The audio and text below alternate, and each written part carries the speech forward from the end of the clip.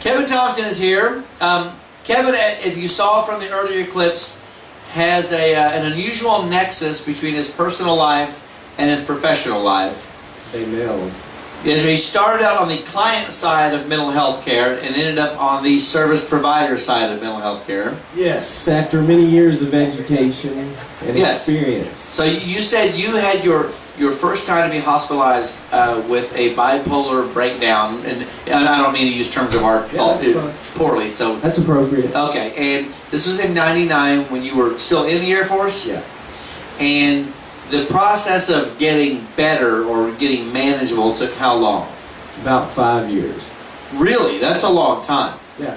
I was taking maybe 1 or 2 classes at a time at Midwestern and spent the rest of the time sitting on my couch watching E! True Hollywood Stories. Now, when we say getting better, let's make sure we're talking about the same thing. I'm talking about getting your meds managed, your life managed, to where it was in a predictable order. Is that all? Did it also take that same 5 years? Yeah, just terminology we use in the business is to increase the level of functioning. Okay. So you spent 5 years sort of getting your level of function to where you are now? Well, I like to think I'm a little better every day. Okay. So it's a process. It's a lifelong process. So then at some point, and it feels like this would have been about 5 years ago, you started Happy Tuesdays. Tell me about that. Well, it started off in a group counseling class in graduate school in my small group, and the instructor of the class, Dr. Barbara Brewer, who just bought 10 more copies of my book today. There you go. She's great. That tuition's paying off. You got that right. One of these days, in about 150 years, I'll have it paid off. Awesome. So Happy Tuesdays, I just thought I'd like to share a little bit of my personal joy with the people that were in my life at the time. And I continued that idea after I left the group counseling class and as I went to work at the library. Now, the Happy Tuesdays were weekly missives, a little brief essay, almost always with a positive, life-affirming slant. Yeah. And it was part of your healing process, part of you sharing your life story. Yeah, I just wanted to get it out there because I felt like if I can benefit from these ideas and these thoughts, then there's probably somebody else out there that could also benefit. So then every Tuesday, this started out as an, and I guess it still exists, as an email. Yeah, it started out with 4 people, and now I don't know what the global distribution is for Helen Fairby, plus my own personal email is like 80 or 90 people, but hundreds of people get the email. I still get it every week. And it's usually, I'm going to say, around 300, 400, 500 words. Yeah, it's not too long. Yeah. I don't want to, like, go into somebody's personal life and say, pay attention to me for the next hour and a half. I'll handle that. Thanks for the setup. I'm not turning you loose yet. But it was, it certainly wasn't, or wasn't in your mind when you started sending out your Happy Tuesday emails that it was going to continue. Well, no, after I did 112 of them, I thought, you know, I might have a book here.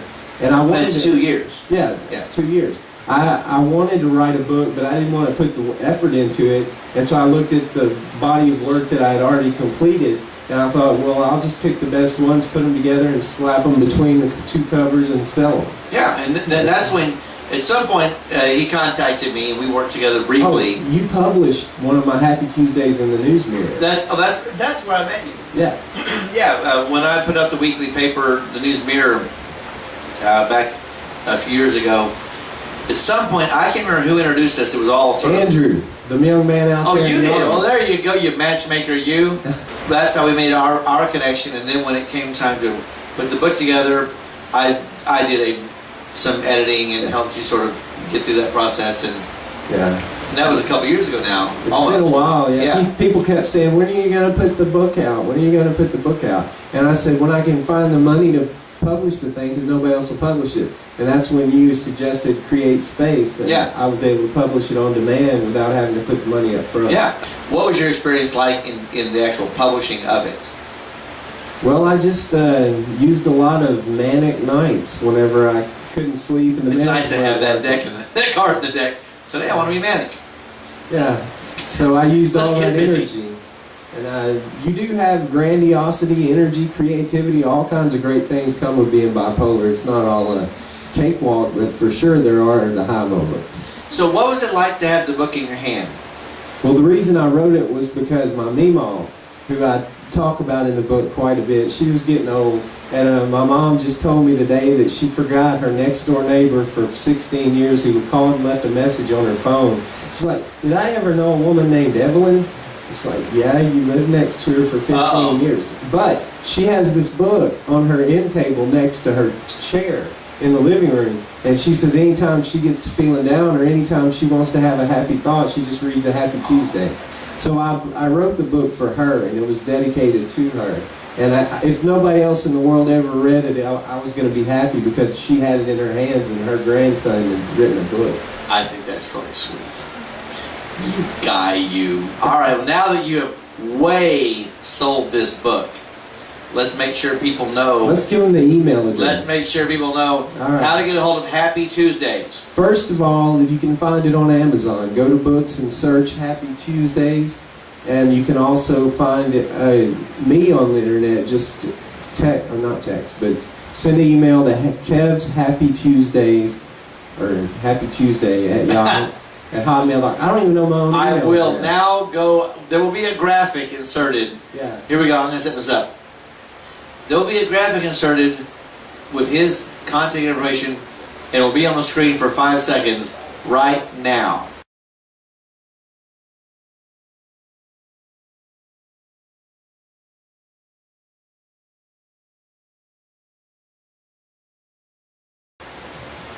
And now we're back. So, well, we don't actually have to count down. That happens without us. Oh, okay. I mean, I'm telling you, my brain was just now in two different places at the same time. I'm a wizard. So, well, I think that's, I mean, it's really a charming story. And the Happy Tuesday stories are, they remind me of like the Chicken Soup for the Soul books and other, they're little brief vignettes. They're always positive. They're always completely candid. Kevin leaves his ego. It's not any part of the stories at all. I left my ego in the mental hospital. Well, and it shows up in the writing. It's candid. There's great humility, and it's written in a style that is giving. The stories are very much intended for the reader, and I think that's amazing. And I think it's a great gift that you created for readers. So how about I tell a Meemaw Happy Tuesday?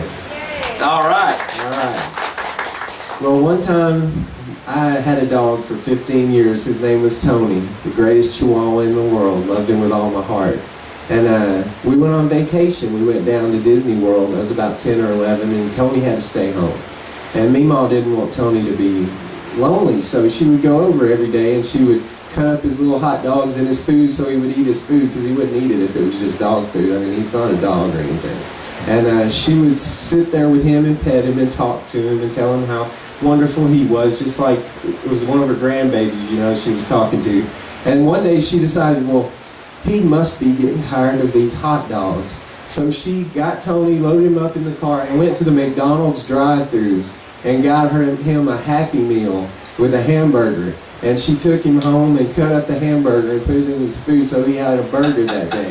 And after about 2 days of burger Happy Meal, she decided, well, maybe he's getting tired of hamburgers. So she went to Chicken McNuggets, and that she is forever Tony's best friend for doing that, because my dog and fried chicken were like white on rice, you know. He loved it.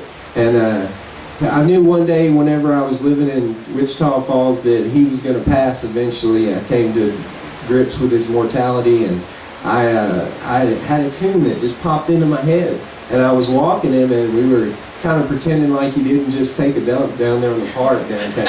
And we just took off back to my apartment, and I grabbed my guitar, and the song came out, and it was called Walk the Dog, and it's about Tony.